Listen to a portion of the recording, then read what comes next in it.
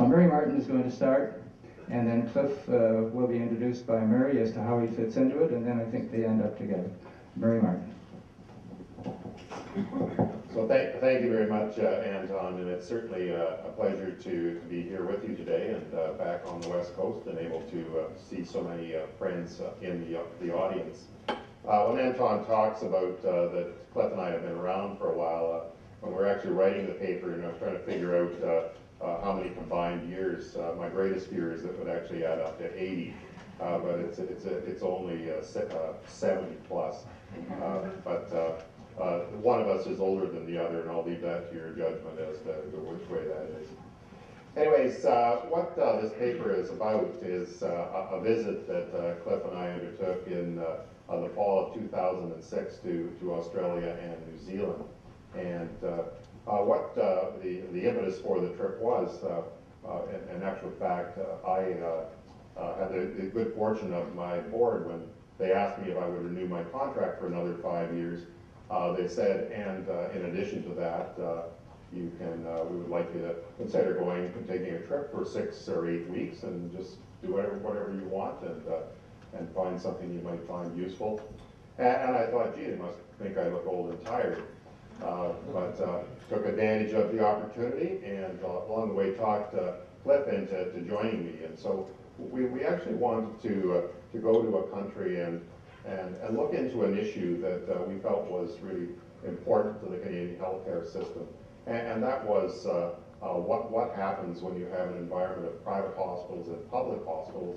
And particularly our focus was what is the impact on public hospitals of having a significant number of private hospital activity.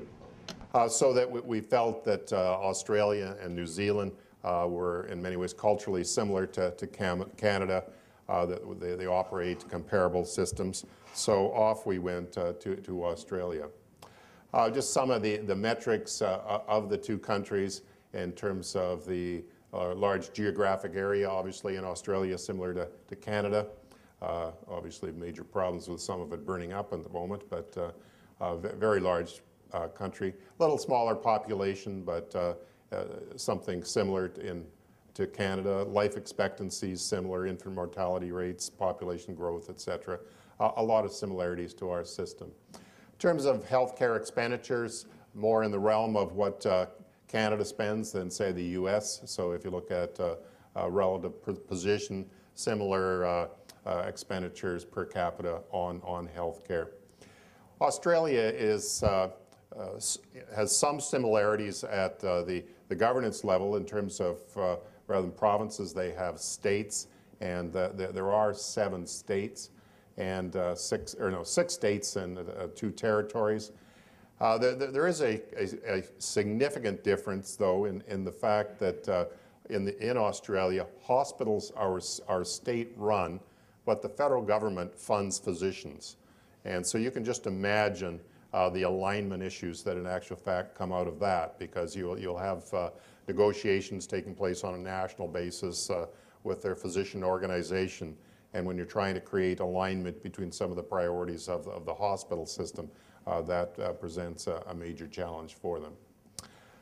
New Zealand, as everyone knows, is I think geographically probably very similar to Vancouver Island. And I think from a population point of view, the parallel would be if you took everybody that lives in British Columbia and put them on Vancouver Island, you could rename it New Zealand. And that is a parallel, and it has mountains as well, so, and is a beautiful place.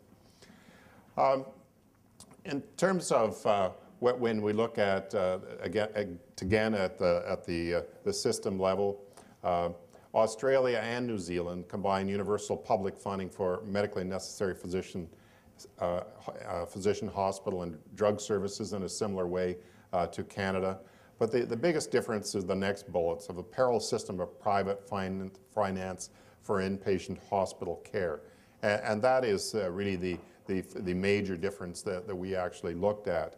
At the very bottom bullet, the split between public and private is about the same as Canada in terms of about a 70-30 split, 70% public, 30% provincial. but actually the big difference is in what makes up that split.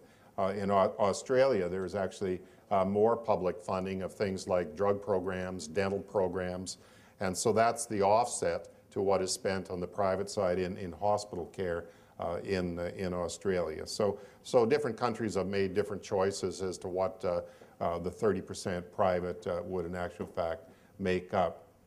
Hospitals of different type, and this is another small difference, but significant in some ways. Within the categorization of hospitals, religious order hospitals like Catholic hospitals, like St. Paul's here in Vancouver, in their system are private hospitals. So that as well makes a significant difference, and Cliff will talk a little bit more about that. But in terms of, there is a growing element or growing portion of their hospital system that is private. In actual fact, the fastest growing part of their system is the private hospital system. And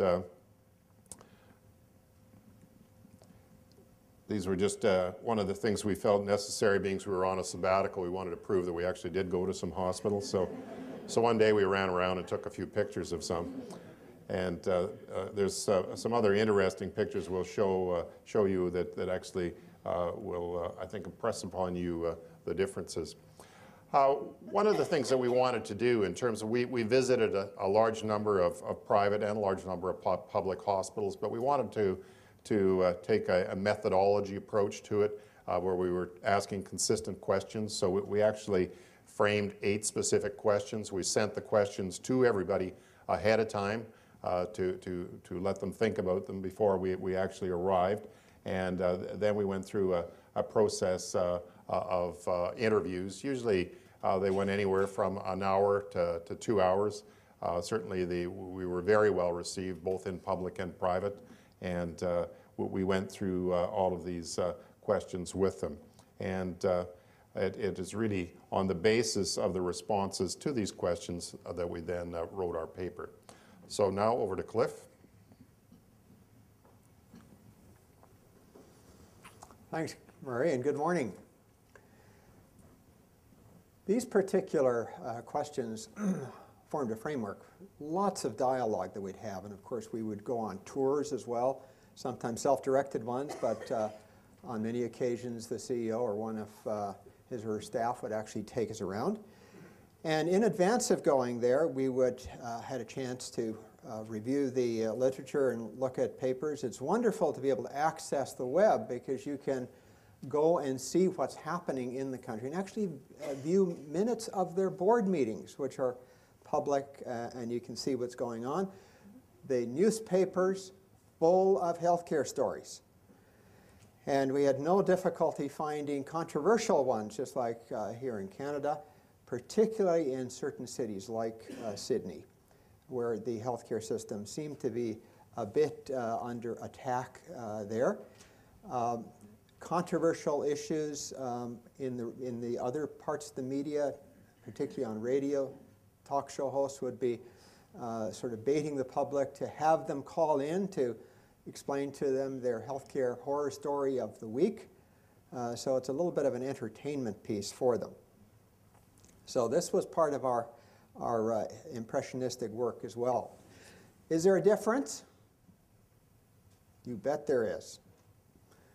This is a sign in the emergency department at a small private hospital in Melbourne, the John Faulkner Hospital. If you go into that emergency department, are you going to pay? Absolutely. Whether you have insurance or not, you're still going to pay. $200, and then your insurance may kick in, depending on the type of coverage that you have. The ER department may choose to be open or closed at its discretion. If it's closed, you can try and find another private hospital where you'd like to go to. You may have a relationship, or it may be part of the chain of hospitals, or you can go to the public system. Even if you have private insurance, you can choose to go to the public system as well. In the reverse, you have to pay everything. You could go, but the cash at the door. There are 37 insurers. They run several funds over and above that. About 2/3 of them are open to anyone joining. 1/3 are closed members to those unions or professional associations, groups that have founded them, and they tend to be a bit smaller. It's a different insurance system than we would have here in Canada or particularly in the US. Everything is community rated. So if you have diabetes versus somebody who's in perfect health, they're going to pay the same premium amounts. There are 3 major cover areas: in hospital services and the ancillary general treatment outside of a hospital. And then ambulance cover can be thrown in or not. Multiple types of insurance with different types of co-payments, different things covered. So there could be a different co-payment for the different parts of the spectrum of care that you decide to sign up for. And there are gaps. In other words, the insurance plans may not cover all of the physician's fees. And some plans offer gap coverage, which is a little extra premium, or you can pay that yourself.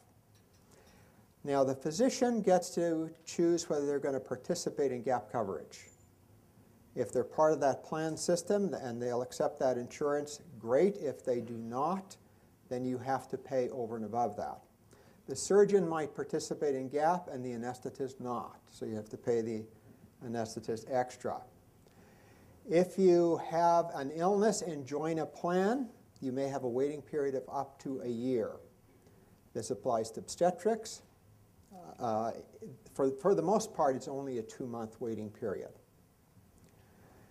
Now, the other interesting piece is that the federal government, the Commonwealth, has encouraged insurance, and they do this through rebates, and you can get that right through your insurer just as a reduction in your premium, or you can collect it directly from the federal government. So a very different kind of insurance scheme, and I would think if Canada were ever to move in this kind of area, they ought to look at how the Australians have done insurance versus the Americans, because there's a lot more equity in it, and the cost of the premiums are really quite reasonable. You know, $1,000, $1,500, $2,000 for fairly extensive coverage. Still, we found the system pretty fragmented. There are multiple providers, public and private, of course. They can be located adjacent to one another. Catholic hospitals, as Murray mentioned, operate in the public sector, taking care of public patients as well, but they will have often a private hospital adjacent to them, sometimes actually right within the same building.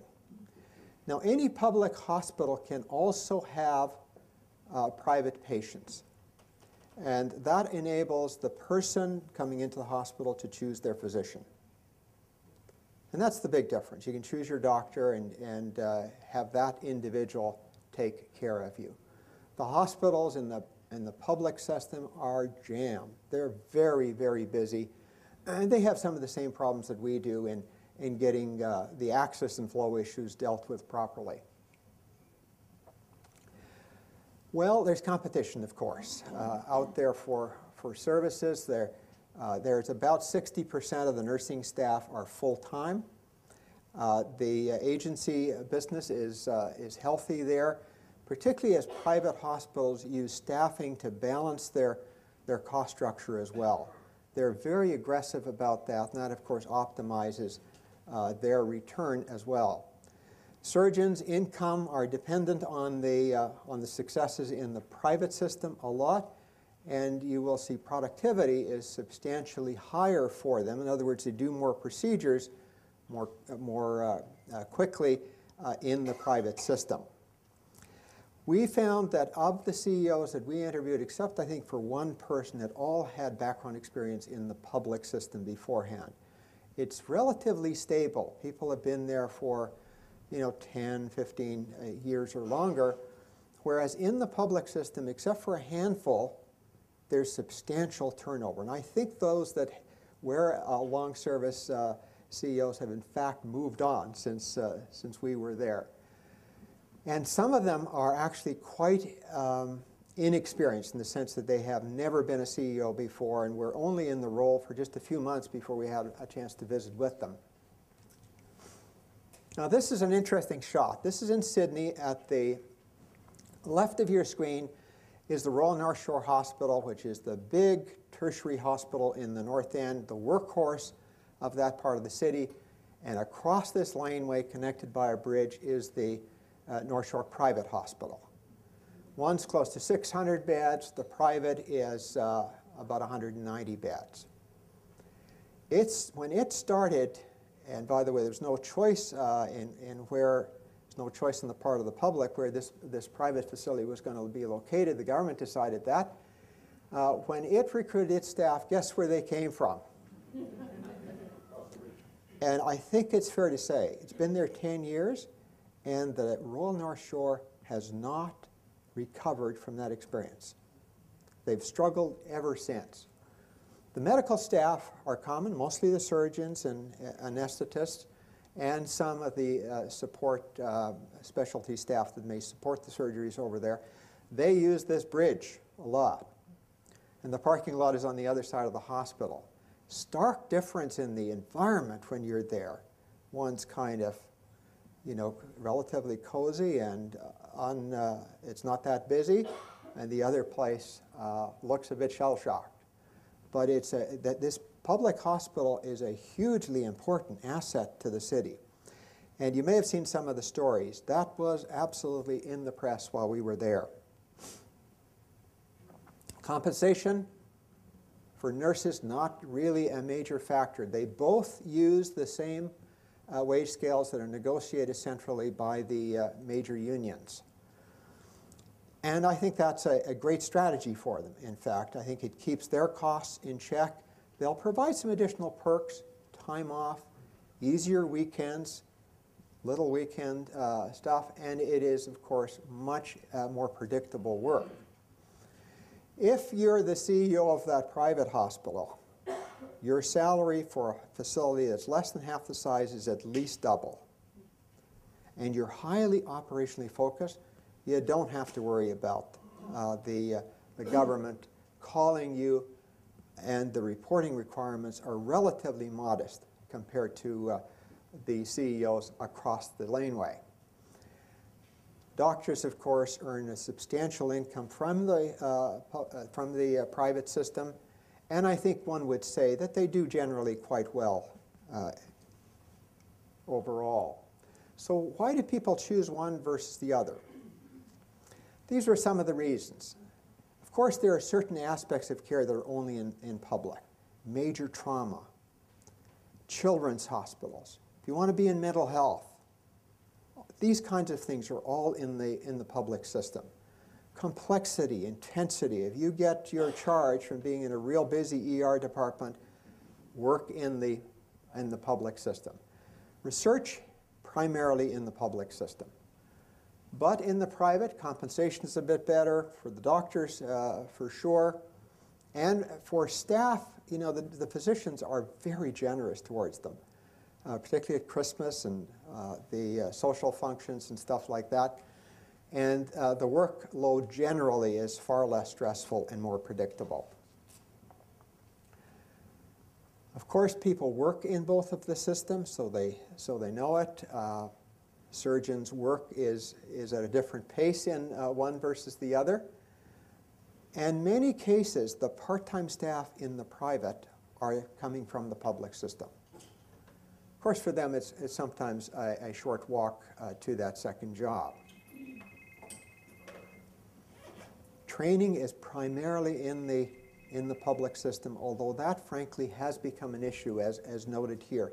If you think of all or large parts of the elective surgical work moving from the left side over to the right side of that laneway, training opportunities really do move, or need to move as well. And we're starting to see shifts occurring where the government itself has recognized that in order to maintain good training programs covering a comprehensive part of the work, that it does need to shift into the private system.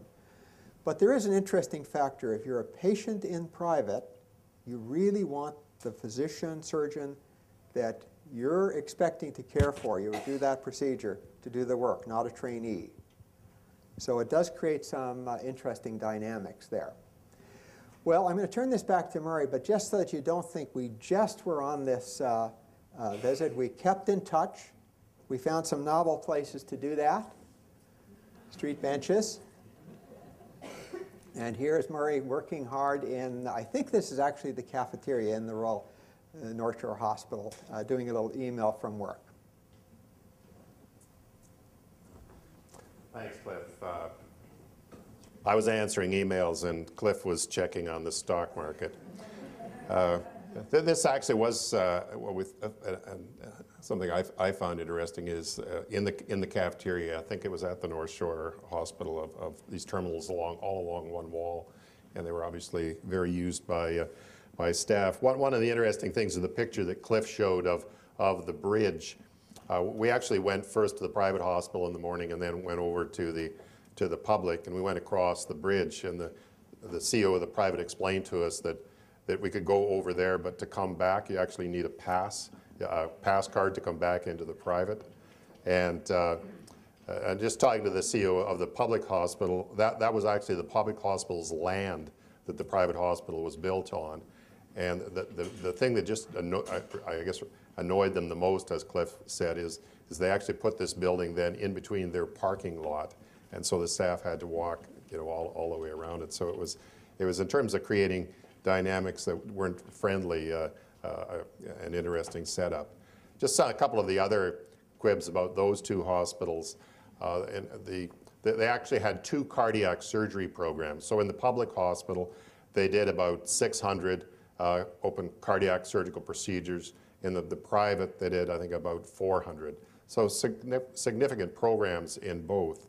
But one was the private patients, and there was the need for a lot less backup in the public or in the private. And the reason for that is that if anybody got really sick, they just took them across the bridge to the public. So that the private hospital would explain to the government how they could do the procedure so much cheaper than the public. And that was because all of their backup infrastructure, as we all know, expensive patients are the ones that really get sick. So a great reason for having them next door is in a private system, the last thing you want is anybody that's actually really sick. So that's not how you make money. It has to be predictable outcomes. So you make money having them there for 4 days. And if you got one that's going to be sick and they're going to be there for 10 days, well, then you have to just chuck, set them across the system, and the public system looks after them. So the relationships, obviously, between the two side by side were not great. Okay, in terms of what role do private hospitals play, we tried to get to issues about quality and about system planning, et cetera, and certainly in Canada with health regions and Ontario and Quebec's versions of that, there's much more of a focus on system planning. And clearly to do system planning, you have to know what each component of the system is delivering. And that is absolutely not the case. The private hospitals are totally outside the system. They do not provide any of their data to government. They do not participate in any planning forums. I can recall at one private hospital, it actually was a religious order hospital in Melbourne. And we said, well, have you ever been to a regional meeting in Melbourne about the services? And they said no. And they said, well, would you come if you were asked? And they said, absolutely not. They would not go to a meeting if they were asked. So then we would ask government people, well, how do you know when they're doing major programs like cardiac surgery and what their volume is? And they said, well, we just try to guess. And so that's the relationship. But in terms of, as this says, that they are really surgical hospitals. 90% of the activity in private hospitals are surgical. And interestingly, it's this a pairing of an anesthetist and a surgeon. And you can, depending on who you're talking to, you can say who's the junior and who's the senior partner. But they actually work very closely together. And so they're not in surgical groups. It's all one-off individuals. So that if you have 10 general surgeons working in a private hospital. Each one of them has their very own practice and look after their own patients.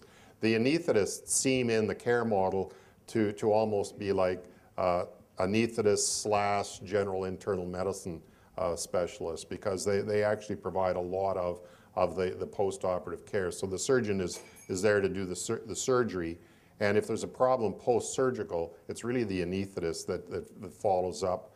And unless the patient needs to return to the OR, the surgeon would not be involved again. In terms of how they allocate OR time, in the early years of the private hospitals, it was based on whoever they could attract to come to the hospital. So if you get an ENT surgeon to come, you're in the ENT business.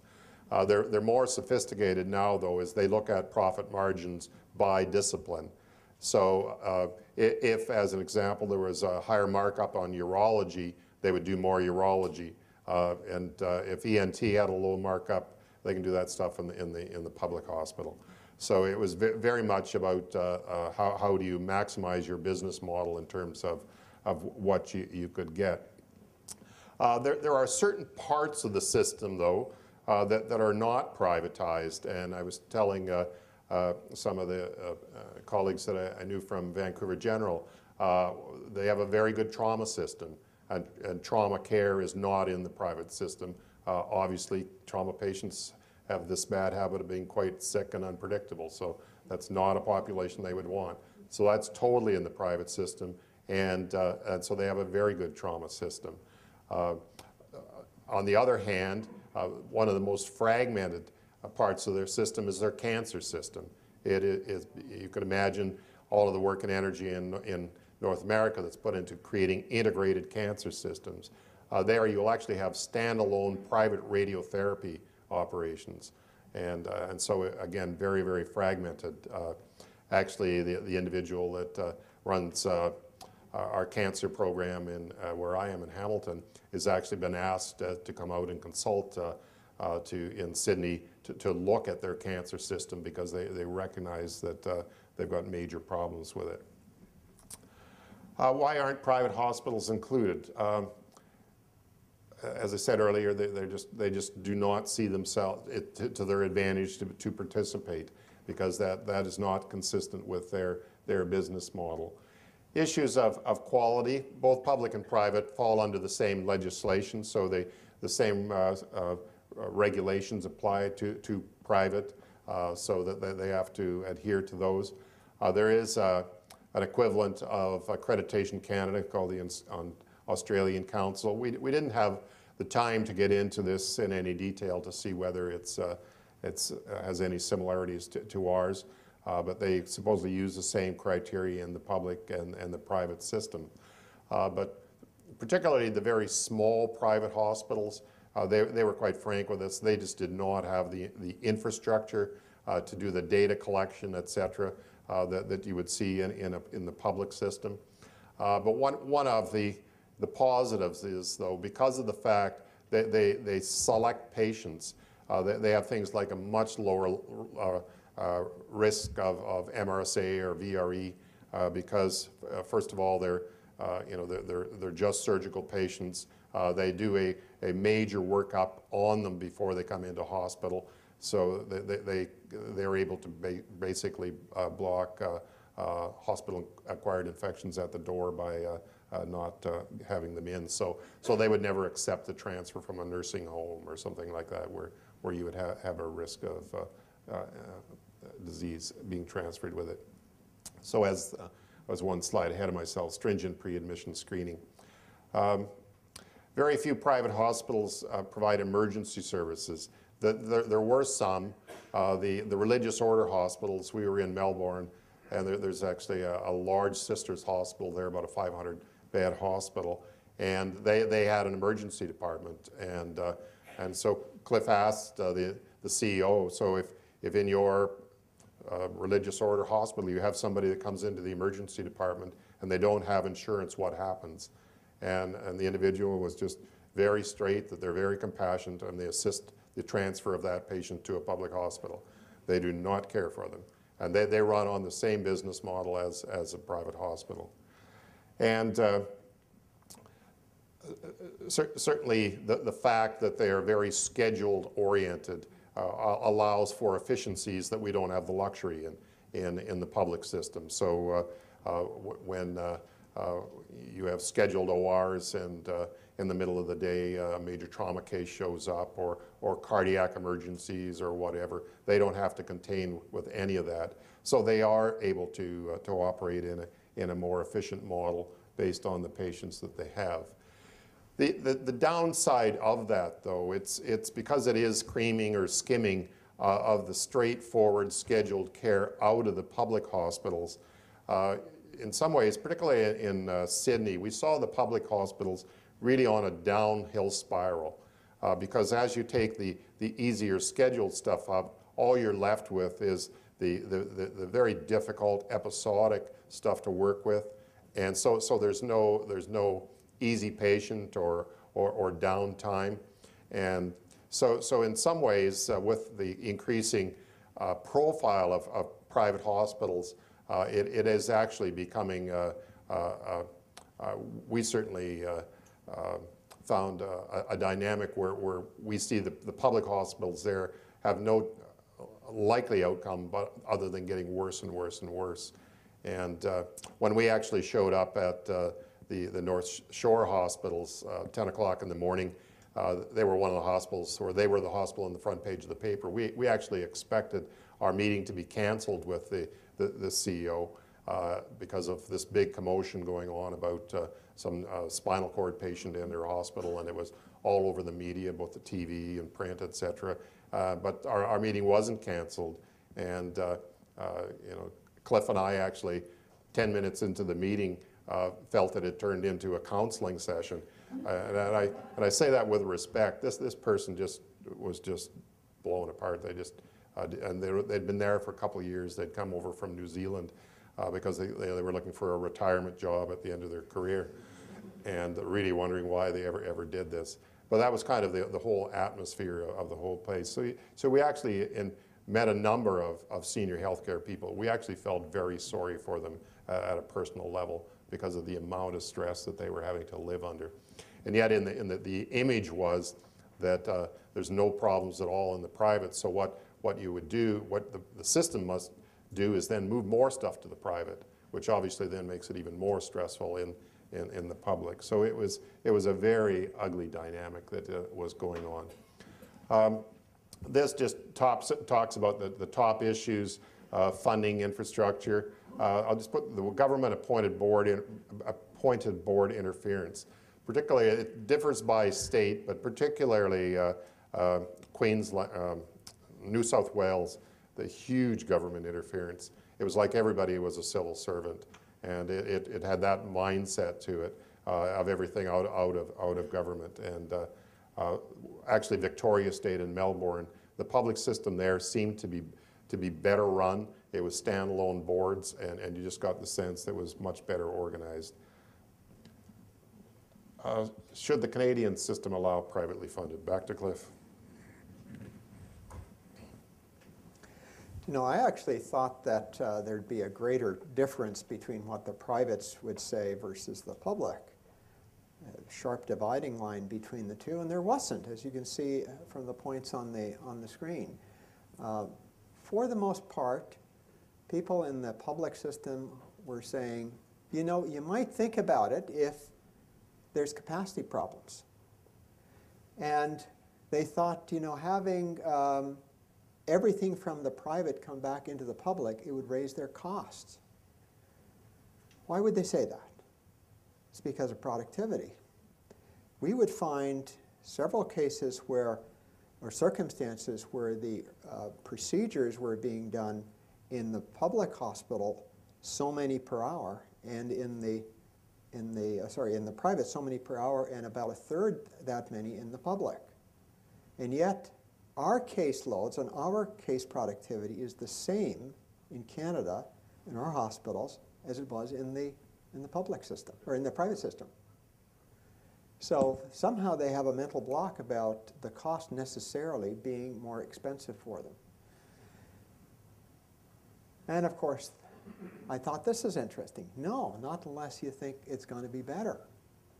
So these were interesting comments, and I would say that Australians, of course, who I love dearly, are very direct. You know, they give you their opinions without hesitancy. So, should we do it? This debate has been raging in Canada for some time, and Longwoods has put together a little reading list for you that really helps us think through this kind of issue. But we came down on the side of, no, we shouldn't do this. We shouldn't do this. It changes the ethos in the workplace. It very significantly modifies the incentive system, particularly for the surgeons, very, very sharply.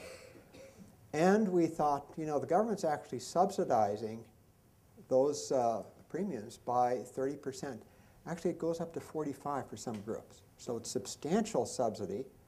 And we thought, if you just use that subsidy, just as an example, and applied it to innovative practices in the public system, what impact might you have? Whether it's quality, safety, access, and so on. And might we, as Ontario, the OHA has just suggested, to add another $150 million as an incentive fund to tackle access issues in innovative ways, what might we do in our system that wouldn't require us to go through this very, very significant change? So I think we're kind of at our time, and we could go on, but your questions are probably more important. Thank you, Cliff. Thank you, Murray.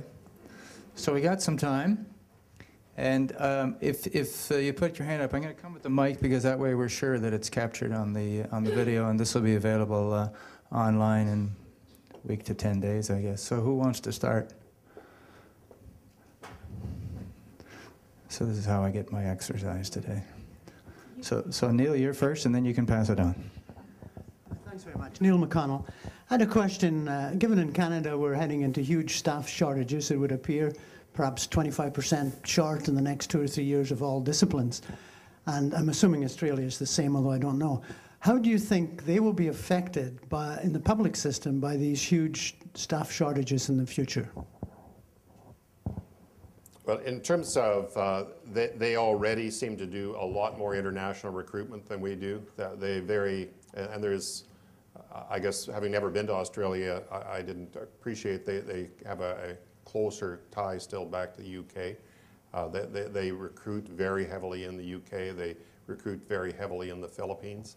So that seems to be their strategy.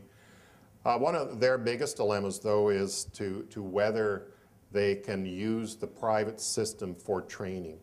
That's become a major problem for them, because with the growth of the private system, and they've been shut out of teaching in the private system, that could become a huge Achilles heel for them. I think the physician group is actually a bit better off than they are here in Canada with potential change. I think the economic circumstance for them is a bit better. But the nurses and other groups are in short supply, and it's very, very aggressive, their recruitment strategy outside of the country, and I think it'll continue. You pass that on, or give it to me. There we go. Hi, Christine Chadwick. Just a clarification on the model that they have there for allowing the public or the private payers and institutions to come in. Is there any regulation whatsoever, or can they just pop up wherever they want? Or is there any kind of governing body that says, yes, you can? Well, there is some legislation. There's an act of Parliament that really structures these as for-profit, largely for-profit corporations.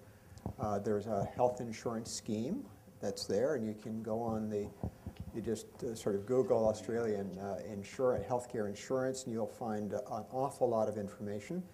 It's more complicated than at first blush, and it's certainly more complicated than my simplistic slide indicated. You really have to be a knowledgeable patient, knowledgeable potential consumer.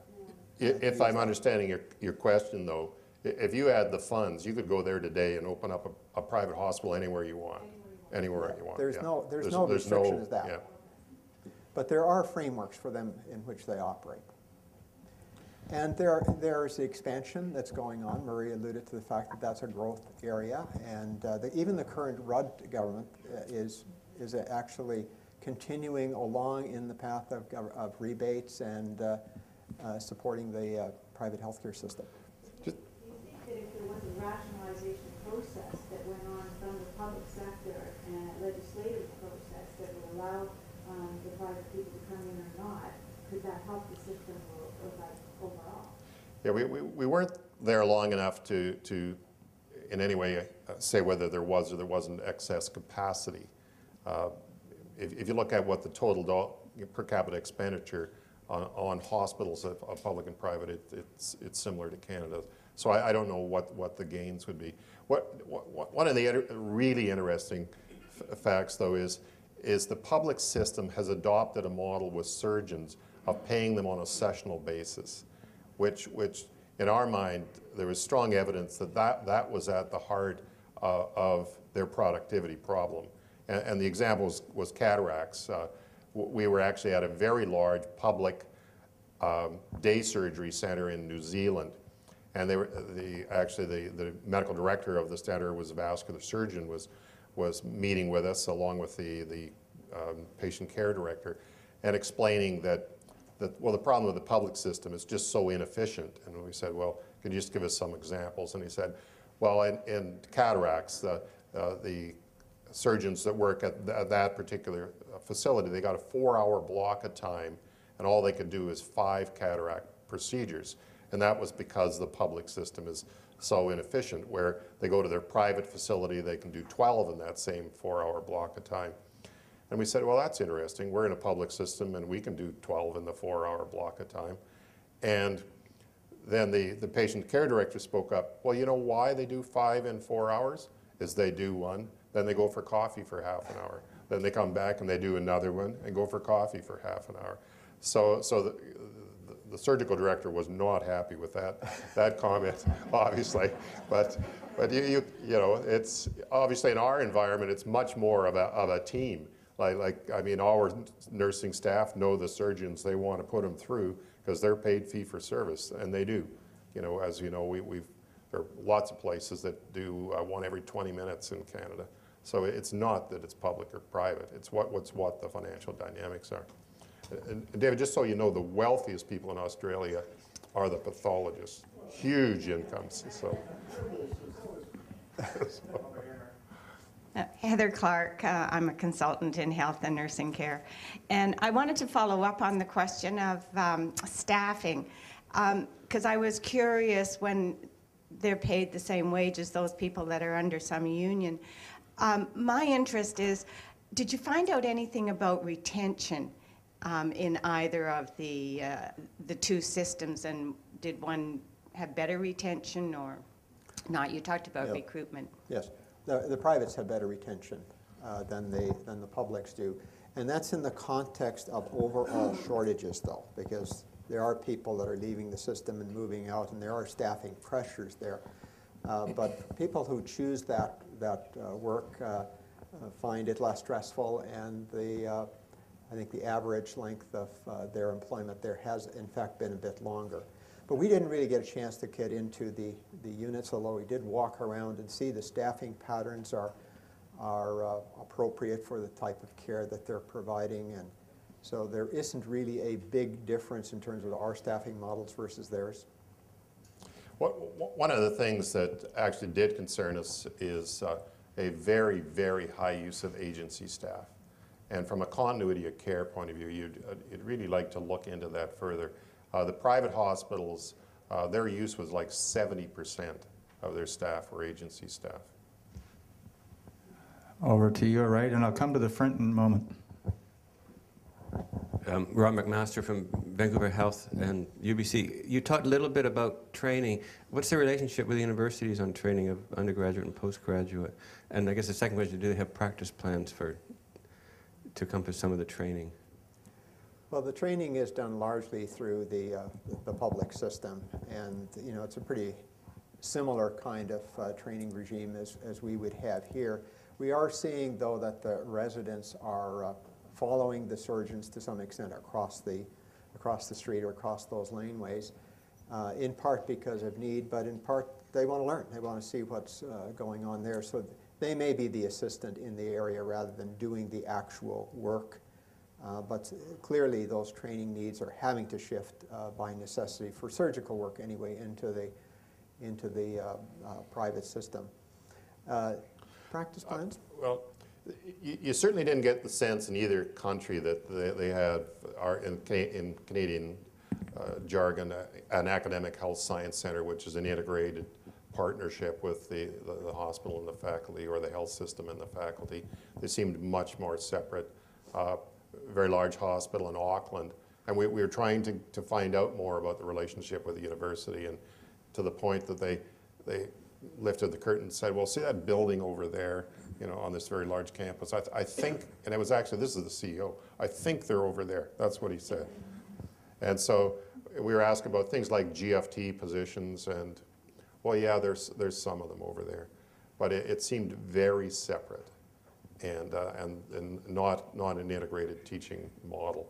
So I know I mean, you hear about a lot of very high quality programs in Australia, but I don't know how their graduates stack up to graduates elsewhere, et cetera. But I would think in surgery, they've got to be having major problems in their training programs because of what's been drained off them in terms of the kind of scheduled care that is very good for particularly junior resident training.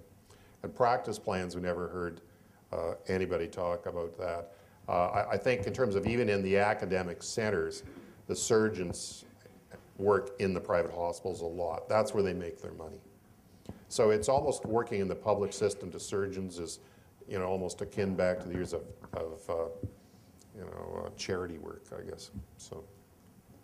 All right, we're going to start working towards the front of the room here.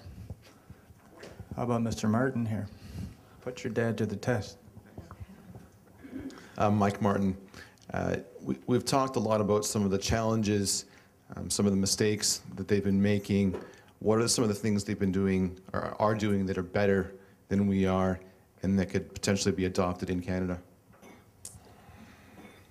You want to take that first? You go first. All right.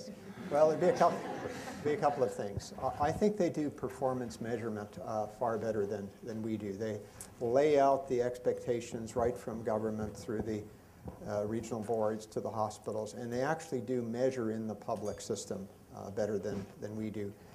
Even now, they have pretty extensive plans underway from their new Health Reform Commission to advance that a lot further. So I think we could take a look at that. It's interesting, for the public system, the governments, like New South Wales, have very detailed strategic plans on what they'd like to do, what the shortcomings and gaps are. They have a vision of what they're doing, unlike the Ontario government that has been working on their strategic plan for 4 years and is yet to release it. They're quite different about that. I think they understand their issues of Aboriginal health, South Pacific Islands health really quite well. The bureaucrats, although there's a bit of turnover there as we experience here as well, they do seem to understand the breadth of the issues quite nicely. Now, mind you, they're more engaged in the operation of the system itself, which is, I think, there's a benefit that they know the system better. The downside is they help politicize the system. So those would be three. Yeah, certainly the accountability framework, and it varies by state, but they're very, very extensive. And particularly in Victoria State, they operate, Victoria State is more decentralized, but they operate with very, very comprehensive accountability frameworks. Two more from this side of the room, then I'm going to move to the other side. Oh, sorry, Bob Smith. Thanks, Anton. Thanks for the presentation. I do think there are some interesting things to learn from Australia. I've got kind of two questions. One is the population is quite widely dispersed. You've got large urban centers and then massive rural areas. Can you, first of all, comment on accessibility of this population to the healthcare system? And included in that is this issue that everybody in Australia, in relation to the income tax or rebates that you refer to, is expected to take private insurance. And how does that impact accessibility across, say, the rural system? We really were, as you gather, we were in the urban centers. There is a difference in although large geography, I would say that Australia has more, percentage-wise, more of an large urban population than Canada, and that there are, you know, four or five or six very large cities that count for the vast majority of the population. But there are some private hospitals in some of the larger small communities. I did recall one conversation with one individual who actually said that in a small community the impact of private is even more devastating on the sustainability of the public hospital, and logic would dictate or indicate that. But I think the privates are mainly in the large urban settings. In terms of, we just didn't have the time to maybe get out to some of the rural areas to respond to any or to look at the impact of accessibility, et cetera. Although on the list of government issues, rural access is a very big piece of it, and the current government has within its task force some mandates and some new funding that's actually going towards trying to address some of those gaps. They are very concerned about the Aboriginal issue, which is, and they would say this, it's a travesty. These are their words. Their care is a travesty for them, and they feel compelled to resolve some of those issues. And the universal private insurance aspect? Well, it's in their tax system that actually you're penalized for not getting it once you get above a certain tax level. So it would be illogical for you not to acquire it. So it's very focused on being, you know, for the middle and upper middle class, of trying to drive a certain percentage of that population into the private system. And I think if you look at the cost of it and the potential benefits to access for certain relatively routine things, I think I would take out private insurance and have that flexibility, particularly with rebates and so on. It's relatively affordable. It certainly convinced the population of some what we would consider very strong myths. One being that in no public system can you choose your own physician. That they very much associate, and that seems to be, you know, almost like an American-like value of your right to select your own physician, even though in probably the U.S. you have less choice about your physician than anywhere in the world. But in Australia, that's paramount. I have private insurance, so I can go to the doctor I want to. And we say, well, you can kind of do that in Canada. Well, how can that be? It's almost like you're misleading them. So. From Australia, presenting. Carol Crow, PwC. Just having come from Australia and from the Australian practice, you focused on the acute sector. Did you look at the impact on community and primary care services?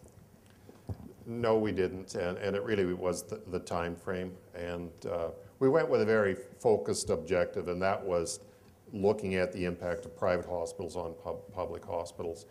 Interestingly, in Melbourne, though, we did try to find more out about the community side and nursing homes and long-term care facilities, and didn't actually get a lot of information. But they obviously have to have very well organized. Because when I was there, I found the biggest differences in quality and access were actually the impact in the community settings rather than just the acute. Yeah. That's our next strip. Hello, Paul Mathias with Philips Healthcare. Two questions. First one was, here in Canada, we do have some private centers for diagnostic imaging. What was your observation about diagnostic imaging in Australia and New Zealand? And the second question is the transfer of medical records between the two systems. What was your observations there? Well, two things. On one site, we were actually taken to the private diagnostic center that was kind of almost physically attached to the public hospital. So these are very common schemes particularly in Australia, because I don't think we really saw an equivalent, too many equivalents in New Zealand. And in terms of the health records, my recollection, and maybe is you could actually get records from the public into the private, but the private would not give their record to the public. Is that, That's right. I'm pretty sure we were told that. Yeah, although I might add, though, in the new reforms that are coming out, they're moving towards a national electronic health record and putting some funding into it. So the government, at least, is intending to bridge that particular divide. So one more from the left side.